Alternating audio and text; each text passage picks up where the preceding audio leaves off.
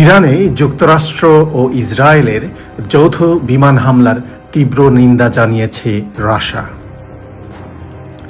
মস্কোর অভিযোগ, এই হামলা শুধু ইরানের সার্বভৌমত্ব নয়, বরং জাতিসংঘের সনদকেই সরাসরি লঙ্ঘন করেছে।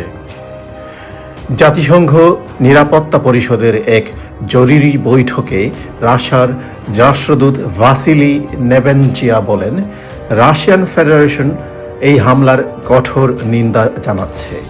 ইরানের শান্তিপূর্ণ পারমাণবিক স্থাপনাগুলোতে আঘাত করা হয়েছে, যেগুলো আন্তর্জাতিক পারমাণবিক সংস্থা IAEA এর সরাসরি নজরদারিতে রয়েছে।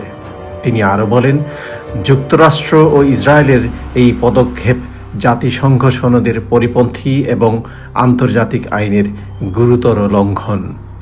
রাশিয়া এ ধরনের কর্মকাণ্ড বন্ধের আহ্বান জানিয়েছে এবং মধ্যপ্রাচ্যে উত্তেজনা না বাড়িয়ে কূটনৈতিক সমাধানের দিকে এগিয়ে যাওয়ার আহ্বান জানায়।